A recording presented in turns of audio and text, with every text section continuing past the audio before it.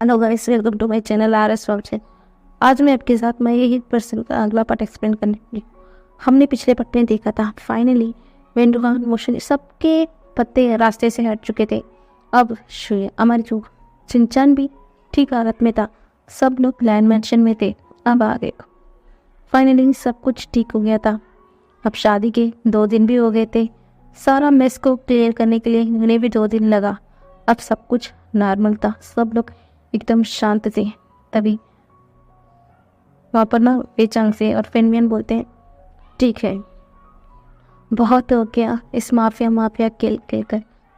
हम तो सिर्फ यहाँ से इन वेंट्स को हटाने के लिए इस काम में आए हैं। बहुत हो गया इस माफिया के खेल में, बस अब हम नॉर्मल का लाइफ जीना चाहते हैं। तभी बेचांग से बोलते हैं, ठीक है ब्रदर, मदर फादर पे तो यही चाहते हैं। और हाँ, अगर कोई बुरा काम करता है हम उन्हें हटा देंगे। बस अब तो एक पीसफुल लाइफ चाहिए ब्रदर, ना कि ये खून खराबा। तभी पेनमेन बोलते हैं, ठीक है। तभी लानपुरन बोलते हैं, सब कुछ ठीक है, पहले तो दो शादी हो चुकी है, हम क्या अगले बाकी बच्चे की शादी भी कर दे। बहुत हो गया, हर कोई अपना लाइफ में सेट हो जाए। तभी लानी बोलती है, हाँ तुम ठीक कह रहे हो। तभी ऊपर से लाइन वांगजी और विंग आ रहे थे, दोनों स्माइल करते हुए आ रहे थे। तभी वांगजी बोलता है, मैं अपने ओमेगा को लेकर बाहर कंट्री जा रहा हूँ, मैं उसके साथ थोड़ा टाइम बिताना चाहता हूँ। तभी लानी ना रादर को तिरछी करते हुए बोलती है, क्यों, वो क्यों जाएगा? तुम कुछ समय तो यहाँ पर रुको ना, मैं भी तो इतनी समय बाद यहाँ पर आई हूँ, मैं कोई उससे ज़्यादातर टाइम भी नहीं बिता पाई। तभी वांगजी गुस्से में बोलते हैं, मदर, मैं अपने ओमेगा के साथ टाइम बिताना चाहता हूँ, बस इतना ही। ऐसा बोलता है और अपने बच्चों को भी लेकर वहाँ से चला जाना होता। तभी मैडम यू बोलती है, ठीक है, अगर तुम वी को लेके जाना चाहता हो जाओ, पर बच्चों को छोड़ के चले जाओ। तभी लिली भी बोलती है, हाँ पापा, हम ना ग्रैंडमा के पास रह जाएंगे। तभी रानी स्माइल करते बोलती है, हाँ आईवान को भी छोड़ के चले जाना। तभी लालचंद बोलता है, ठीक है, अगर आपको यही लगता है तो यही सही। ऐसा बोलकर दोनों बच्चे को उनकी मदर फादर यानी कि ग्रैंडमा के पास छोड़ता है और अपना पैकिंग करने के लिए चला जाता है। और ऊपर उनके कमरे में पैकिंग कर रहे थे। तभी वांगजी पीछे से विंग को करता है, बोलता है, बहुत कुछ हो गया, बस अब मैं नए चेहरे से तुम्हारे साथ एक नई शुरुआत करना चाहता हूँ। बस तुम और मैं, हमारे बच्चे, इस बात नहीं खून खराबा कुछ नहीं होगा, सिर्फ हमारा प्यार होगा, प्यार। ऐसा बोलकर उसकी नेक को लेंस करता है। तभी विंग बोलता है, बस करो, दूर हटो। विंग बोलता है, विंग की बात सुनकर वांगजी बोलता है, नहीं, मैं क्यों तुमसे दूर हटूंगा भला, तुम मेरे ओमेगा हो, सिर्फ मेरे, और मैं तुम्हें किसी और के साथ देख भी नहीं सकता, तुमसे दूर भी नहीं रह सकता।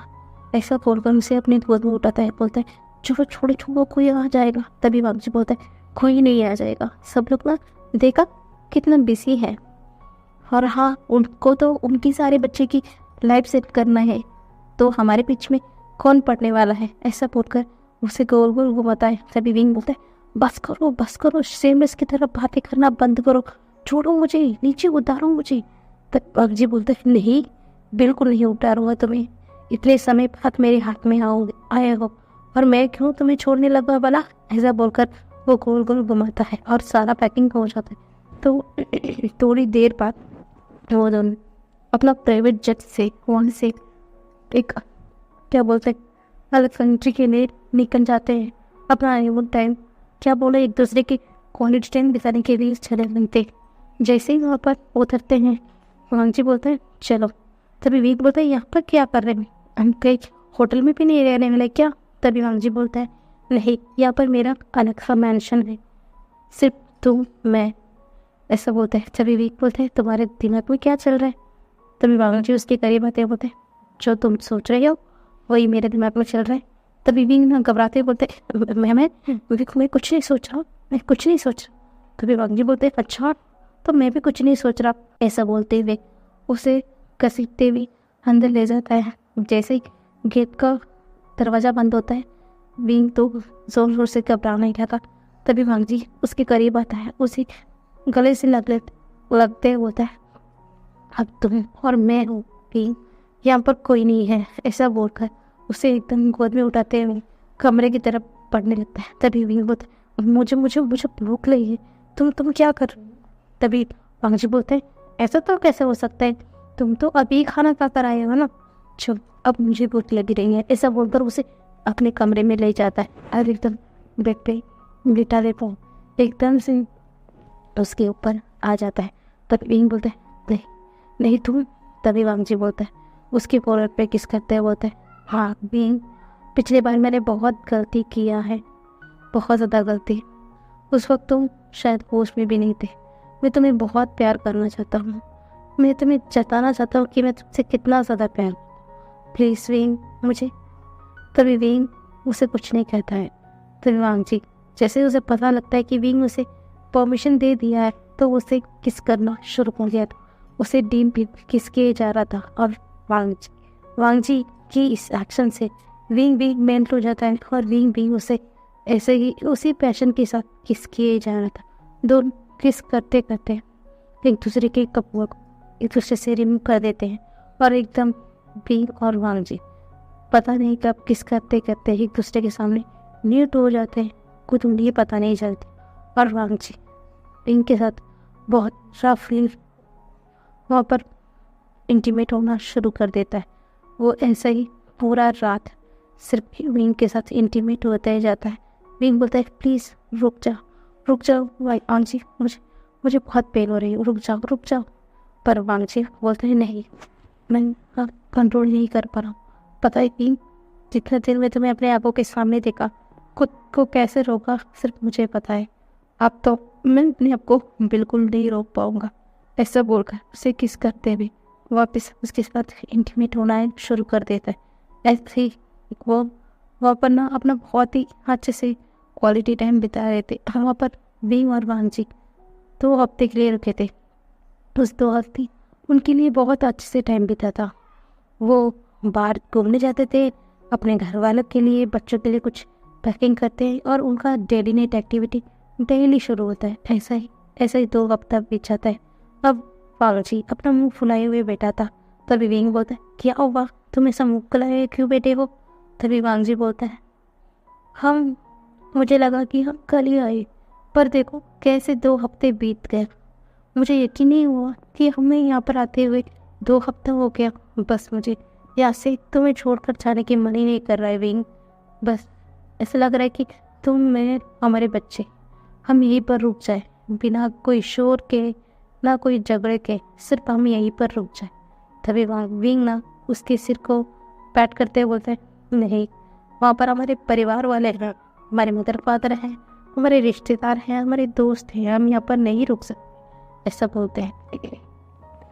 तभी वांग जी भी बोलते हैं, हाँ है ही तो बात। और हाँ, मदर ने फ़ोन कर कहा है सिचन गलगे की शादी होने वाली है और साथ में सबकी शादी भी है, हम यहाँ पर रुक नहीं सकते।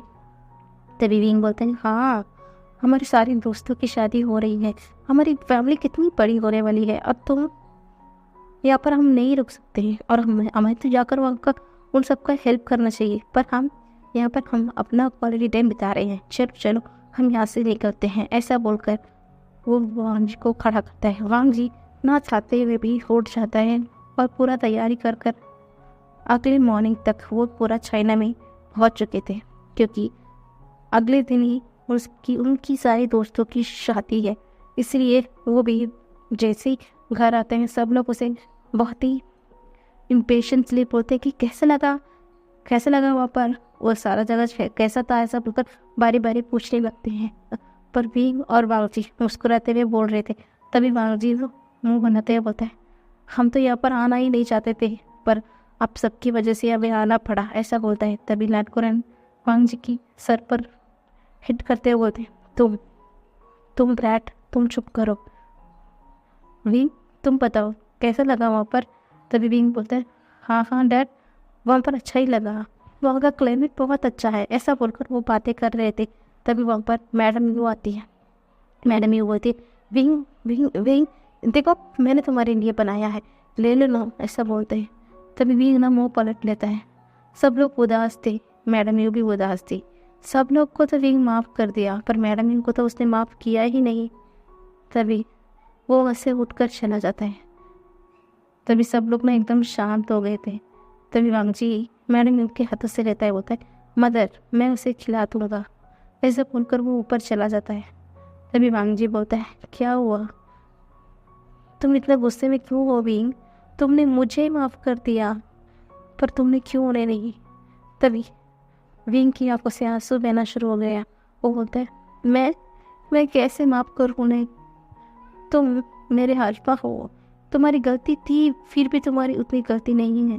पर मैं उनके साथ बचपन से था विवांशी, बचपन से मैं उनके साथ हूँ। मैं हाँ अभी उन्हें पता चला कि मैं उनका बेटा हूँ, फिर भी मैं उनका बेटा की तरह ही है ना। फिर भी उन्होंने ऐसा कैसे कर दिया? अगर वो इतना सिंपैथी इसलिए दिखा रहे हैं कि उन्हें सच पता चल गया कि मैं उनका बेटा हूँ। अगर उन्हें ये नहीं पता चलता मैं उनका बेटा हूँ, मेरे साथ इतना कुछ हुआ, तो वो कभी उन्हें फ़र्क पड़ता ही नहीं। अब उन्हें गिल्टी महसूस हो रहा है, तो तुम कैसे मुझसे ये उम्मीद कर सकते हो कि मैं उन्हें माफ़ कर दूँ? हाँ, मैं ये कभी भी उन्हें ये रोकूंगा नहीं कि वो मेरे बच्चे से बात करें, तुमसे बात करें। हाँ, वो कुछ भी कर सकती है, पर मैं उन्हें पूरी ज़िंदगी माफ़ कर नहीं सकती, माफ़ नहीं कर सकता। मेरी माँ ने मेरी ज़िंदगी ऐसा किया।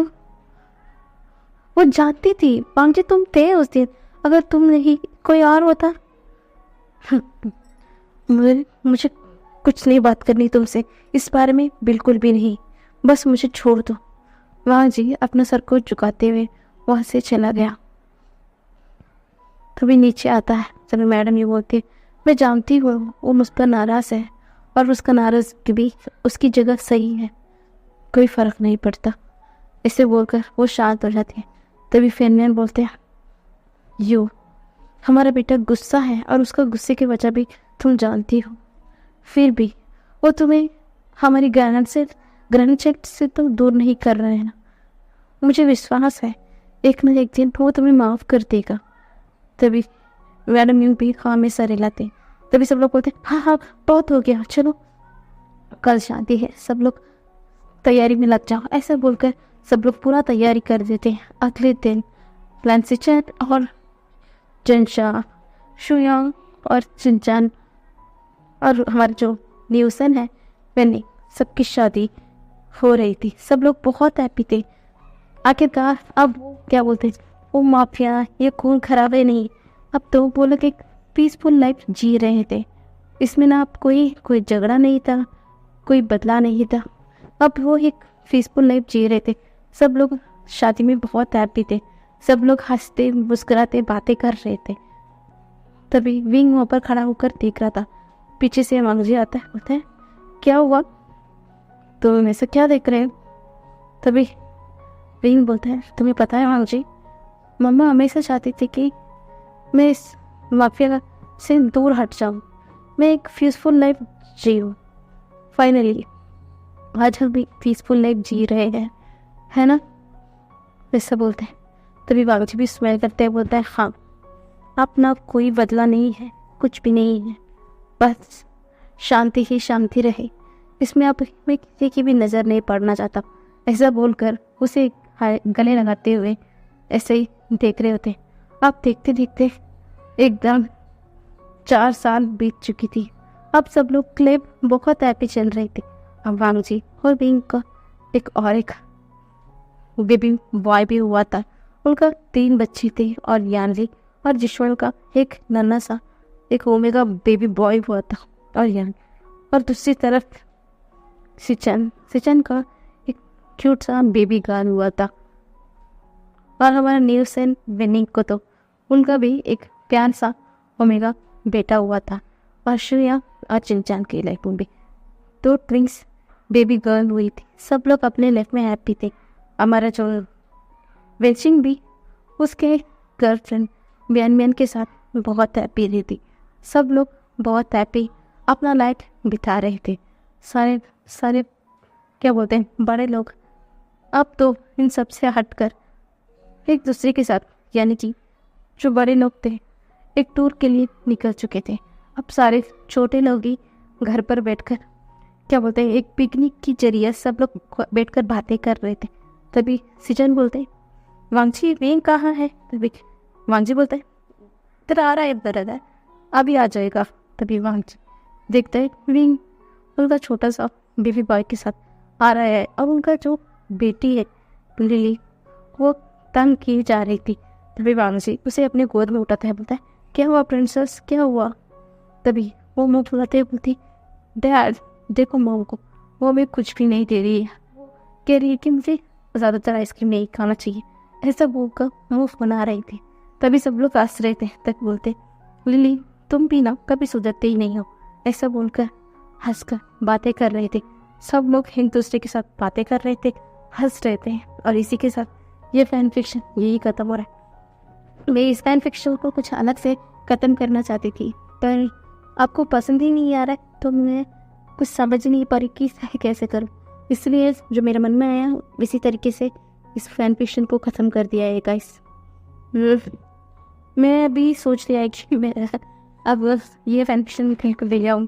दूसरा मैंने एक फैन फिक्शन सोच के रखा है, वो एक हिस्टोरिकल फैन फिक्शन है, क्या बोलते हैं, वो एक रीबर्थ पर बेस्ड है। मैं उस फैन फिक्शन को लेके आऊँगी, क्योंकि आपको ये फैन फिक्शन बिल्कुल भी पसंद नहीं आया है, क्योंकि मैंने इसमें व्यूज़ देखा है, सब काफ़ी बुरा था गाइस, आपको पसंद नहीं आया। पर मैं क्या करूँ, सब लोग ना सिर्फ माफिया स्टोरी चाहते हैं यार। सब यहाँ पर ना बहुत ज़्यादा माफिया स्टोरी सब लोग ने एक्सपीरियंस किया है ना, क्योंकि मैं भी एक फंक्शन लवर, तो मैं भी तो सबका एफ सुनती हूँ ना, सो सबकी एफ सुनती भी हूँ, मैं पढ़ती भी हूँ यार। तो बहुत माफिया स्टोरी है, कुछ तो डिफरेंट चाहिए है ना। सिर्फ मैं यही बदला, यही तो नहीं दिखाना चाहती ना, इसलिए थोड़ा फैमिली ड्रामा सब कुछ मिलाकर दिखाना चाहती थी, पर आपको पसंद नहीं आया तो मैं क्या कर सकती। इसलिए मैंने सोचा यार, मैंने अपने मन में जो स्टोरी चल रहा है ना उसी को एक्सप्लेन करूँगी। मैं कोई जमेले में पढ़ना नहीं चाहती हूँ, तो मैंने अगला लिपअप एक हिस्टोरिकल लिपअप होगा, मैं उसी को एक्सप्लेन करूँगी। वो स्टोरी बहुत अच्छी है गाइस, मैं एक्सप्लेन करूँगी। जैसे ही ये स्टोरी ख़त्म हो गया ना, मैं एक वन शॉट लाऊंगी, उसके बाद हम पहले की तरह इस हिस्टोरिकल लिपअप लाऊंगी, क्योंकि मैं बहुत समय बाद एक हिस्टोरिकल लिपअप ला रही हूँ। जो मेरा गोल्डन फ़ोन, इसके पास यही एक है अगला हिस्टोरिकल लिपअप है। देखते हैं गाइस आपको पसंद आएगा, ऐसा ही लगता है कि आपको पसंद आए। Bye bye guys.